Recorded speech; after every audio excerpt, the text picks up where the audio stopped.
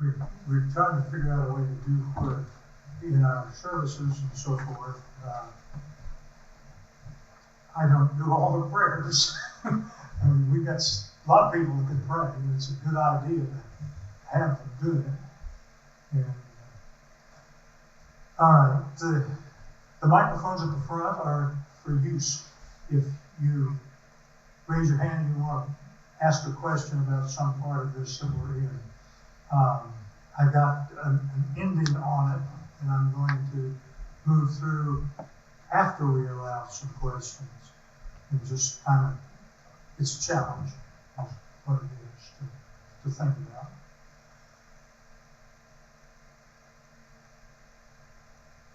We held a meeting 6 months at least ahead of COVID, and we were looking at our numbers going down, but not so desperately down, because we had lots of people who were prime age.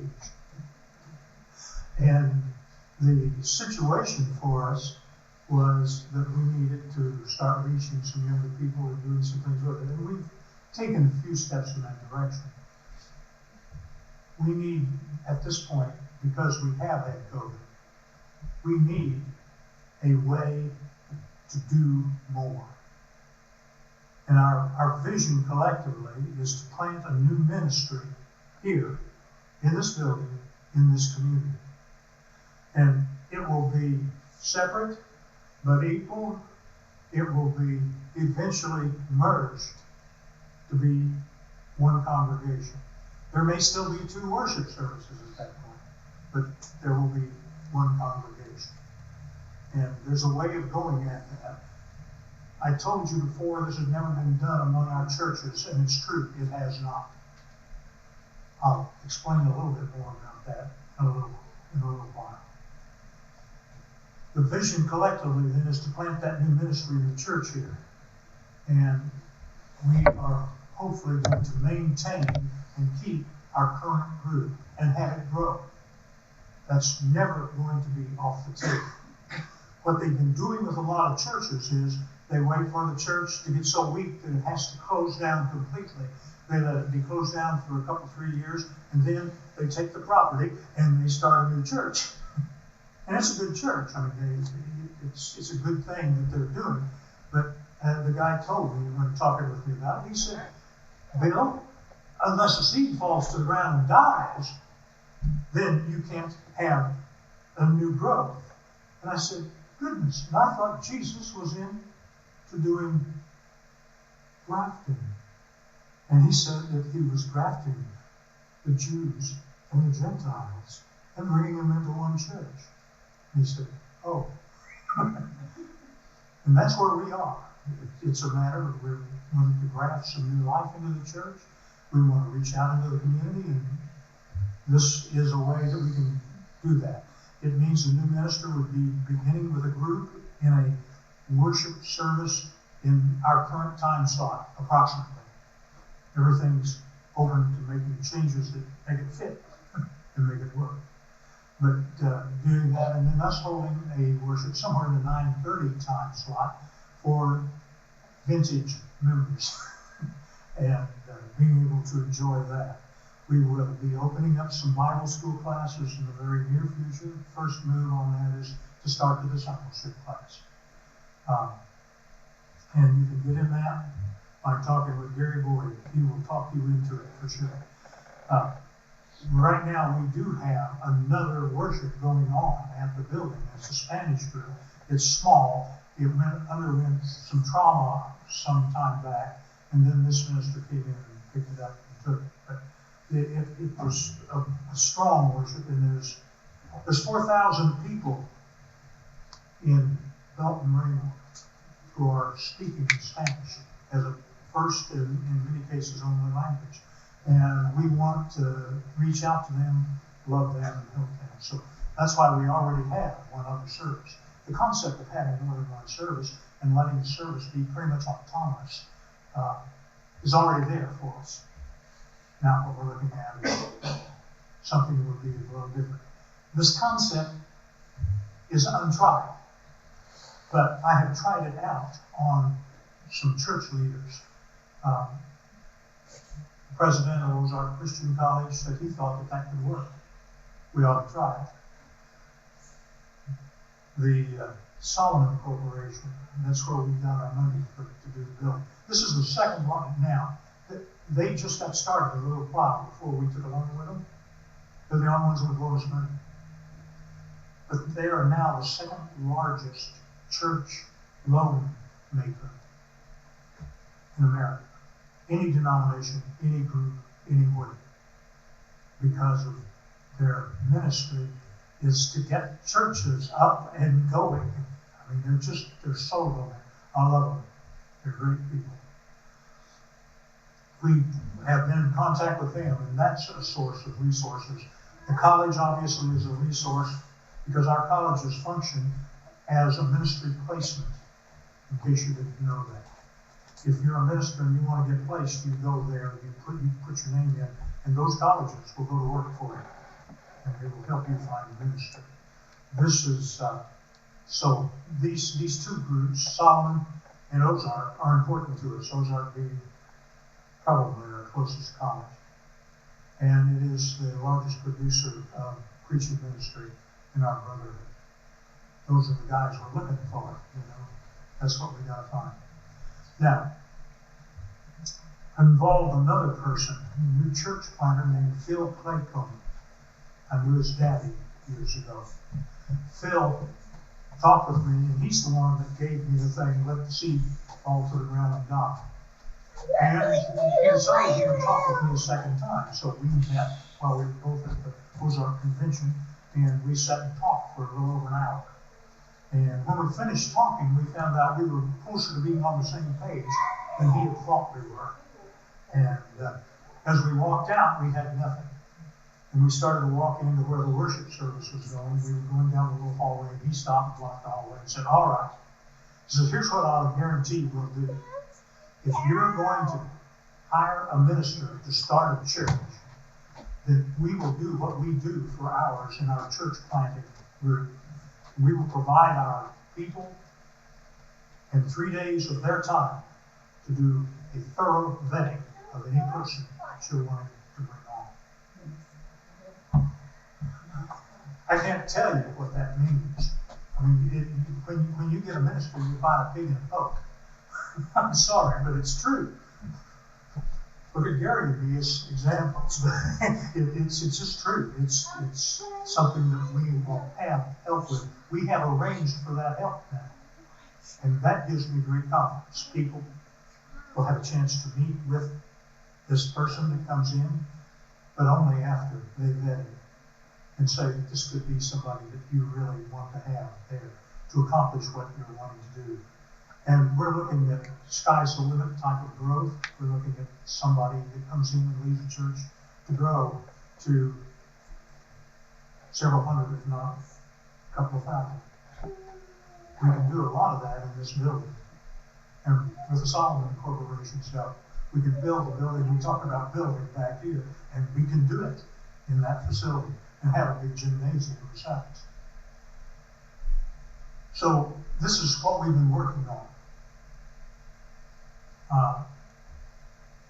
So how's God working in this? Well, he worked that Phil changed his mind and said, hey, I'm going to give you some vital help. I'm willing to do that. We're willing to make that kind of commitment. That means him getting on an airplane and flying up here to lead it. So that was good. Praise the Lord. So while on the phone, have you heard about Right Now Media? If you haven't, we're a member. We pay a fee, one fee, and you can go in for just having the password. You can go into Right Now Media and you can tune in to watching movies, all kinds of things, Christian stuff. And they have a lot of kids stuff. People that have kids, you know, and you go out and you buy something for them and they watch it 3 times and it's over.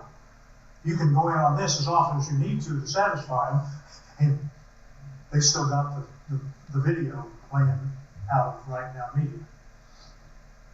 Great deal. We did a marriage enrichment course with them. The guy called up to find out why we weren't using them.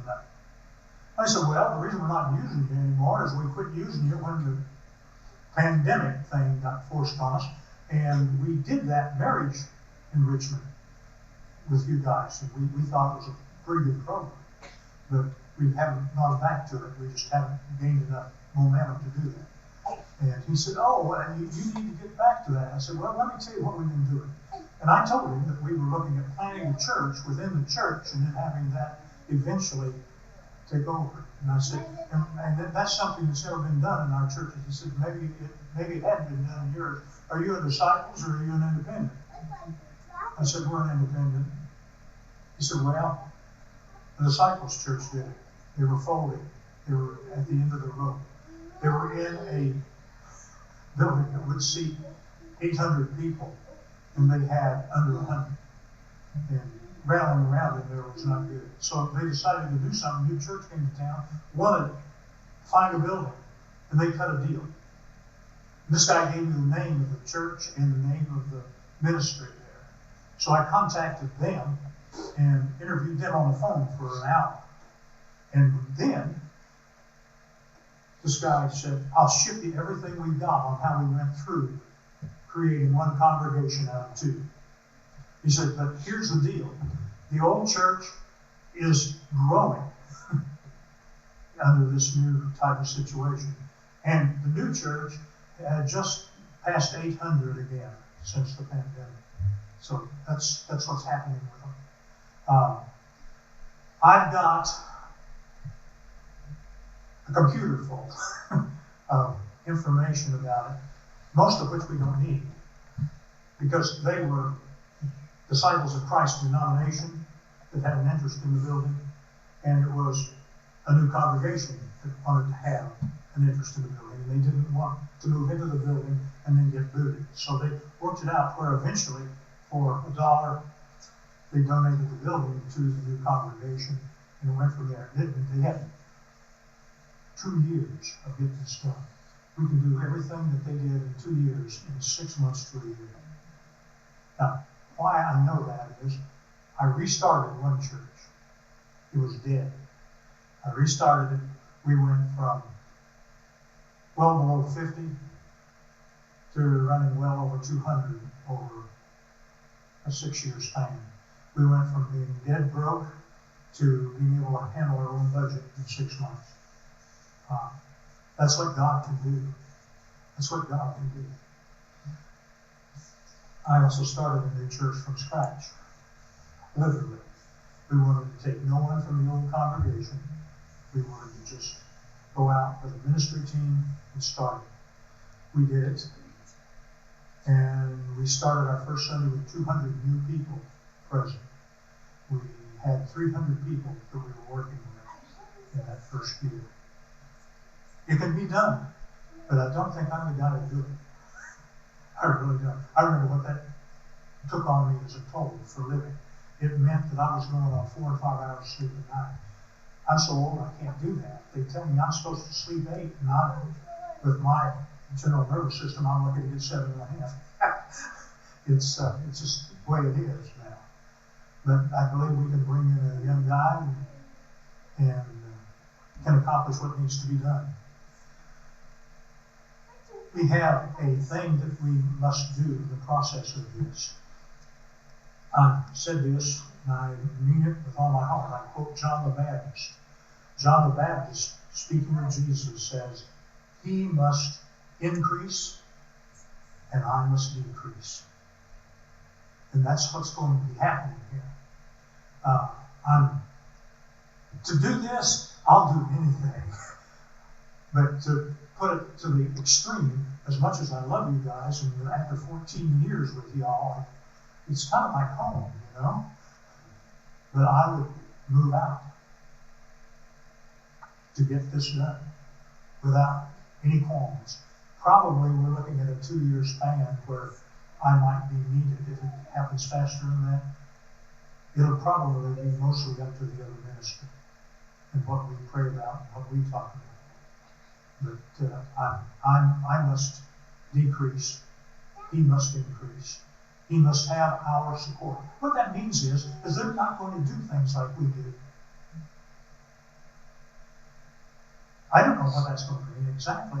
They may have a worship team that's all woo, and so much more power to them.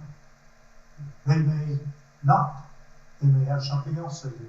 But whatever they're doing, we're going to have to be supportive of it. And at the same time, this is our escape hatch.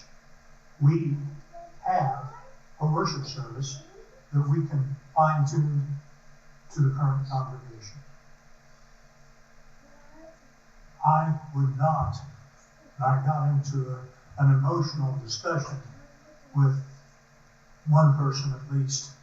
I just told him, I said, I will not leave this church to die. And I will not let this happen in any way, shape, or form to them. They need a way to function, a way to have things work for them, to bless them.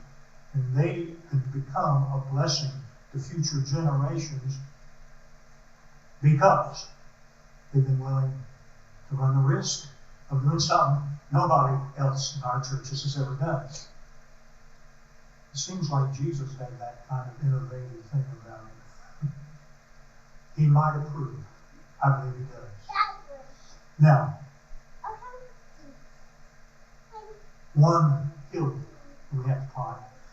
I'm still working with church planners. If we can get a church planner to get a group to start throwing money at it, praise God. If we don't, I propose that we try to throw money at it. And what I'm proposing is, if nothing else, we run a matching gift program to raise enough money to be able to bring in another congregation and operate it for a year's time. We don't have to do that totally, because they're going to be here, they're going to be kicking in the offerings, and it's going to become self-supporting, and I think fairly short-ordered. But I would propose that as something to think about and that we need to hold up to do.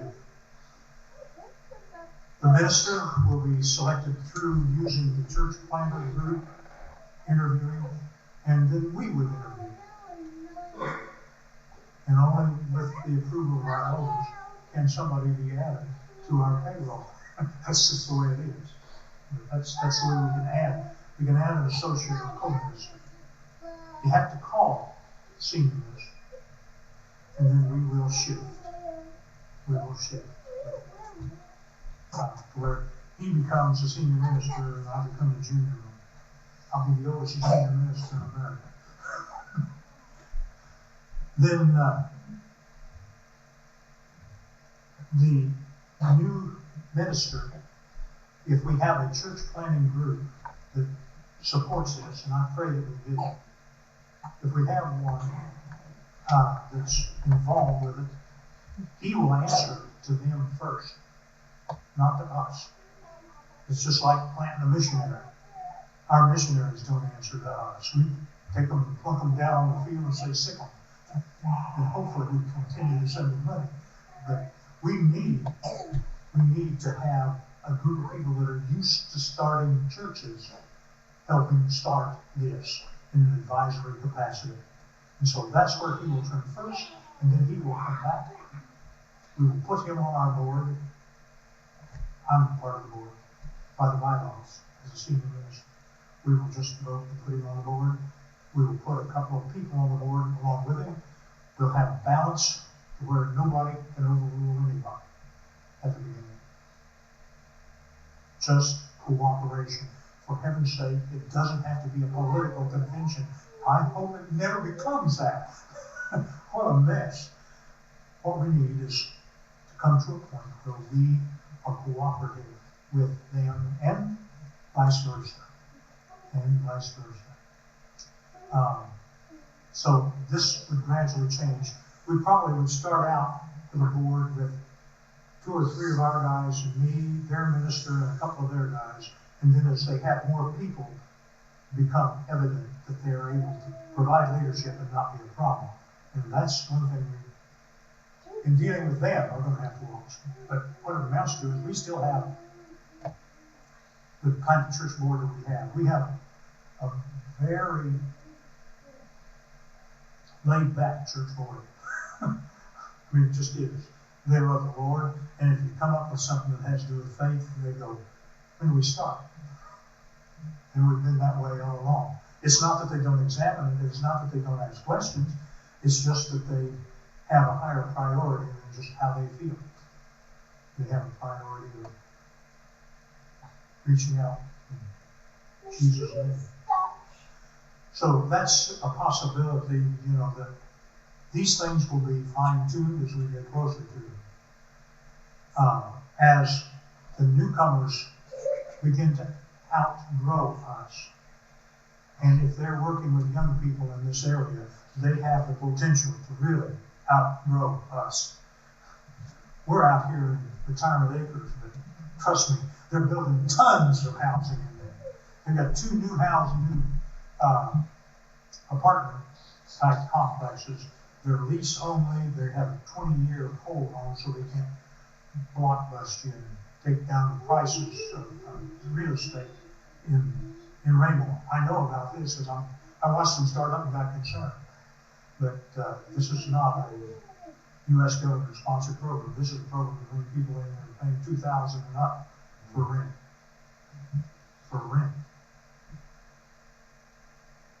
I don't have any editorial comment on that. But I have thoughts. As the new group becomes larger, then we will, like I say, then gradually it will move so that they'll have more on board. They'll still have people on board. I don't have any question. If we live, this is not a young group. We've got some people that are relatively young to this group, but we will need that. Now, if you have a question you want to ask, shoot your hand up. I'll point at you. It's not supposed to make that noise. Star someone money. If you have a question to ask that you think you need answered, I want you to come up and I want you to come to a mic. We can, Alex, would you run up here and move that mic so it's right there? That'll let people do it without having to do what Gary did. Gary's just like I am. He doesn't want to go across cords or anything else that might wrap around his leg and say, gotcha. Thank you, sir. I appreciate it. Now, if someone wants to use the mic, we're going online. We want people who are watching this later, or you, if you want to review it, you can go back and say, did he really say that? But if you have a question that you want to put out, this would be the opportunity. Ask it as succinctly as you possibly can, and we'll go from there. We've been looking at this concept for a while, so this is not like we're throwing something brand new at you.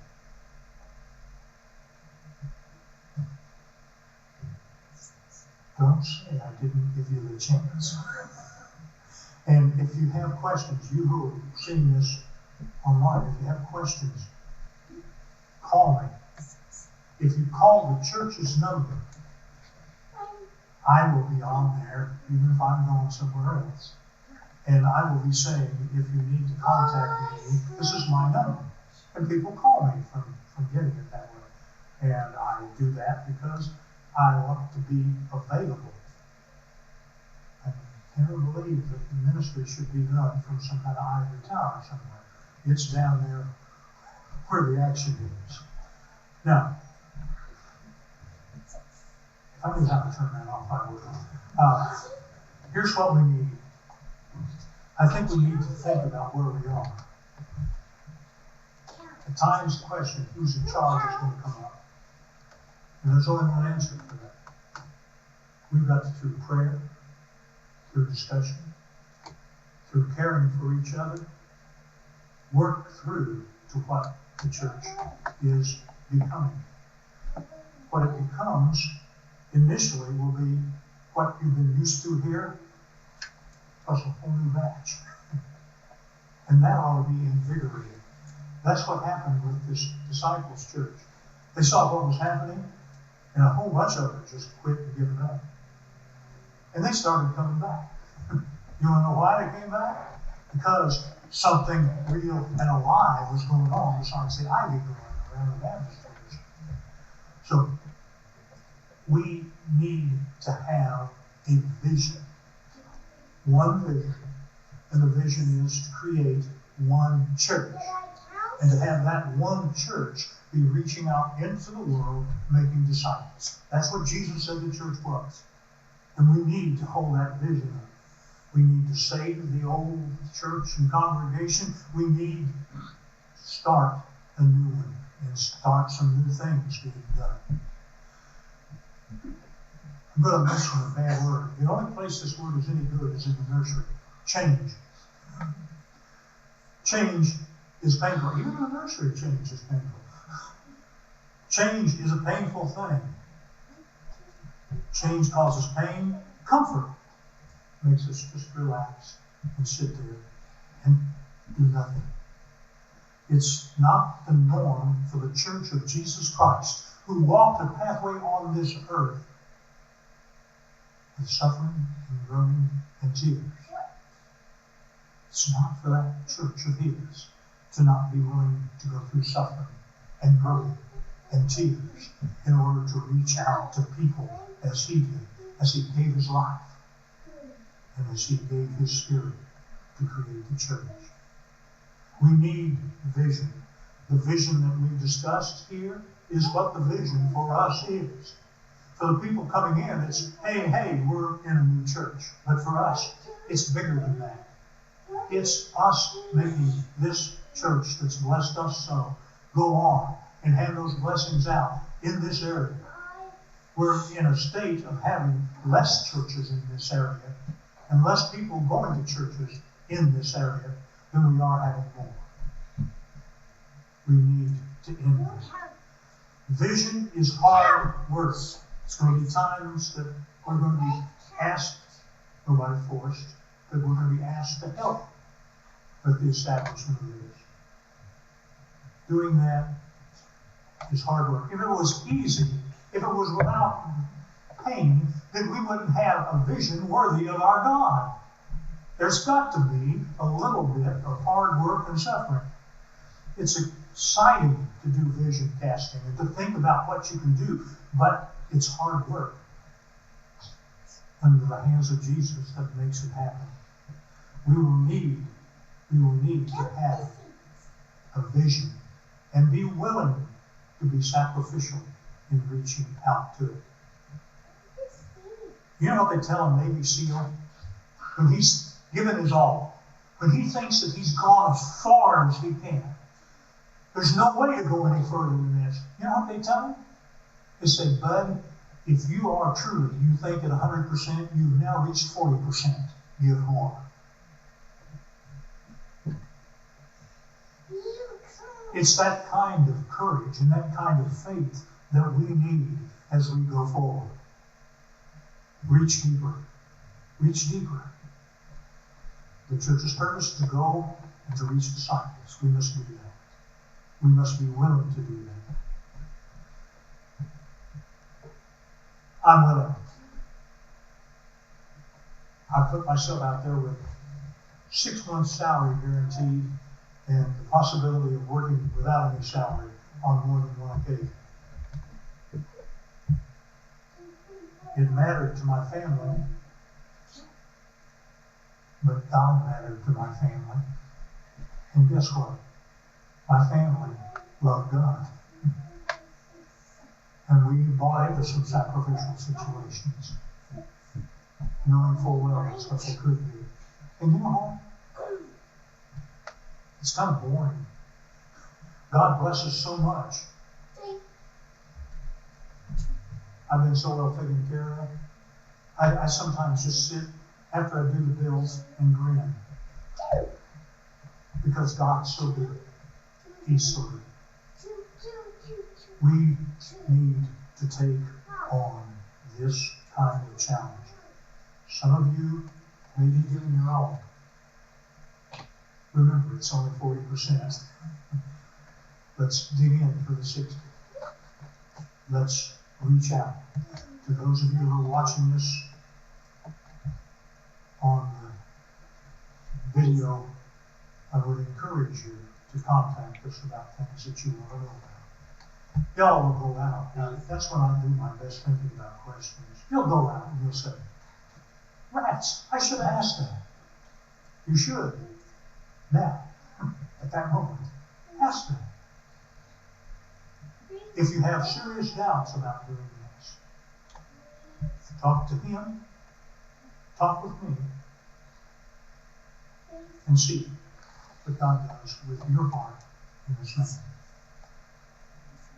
God bless you. And that concludes our program for today.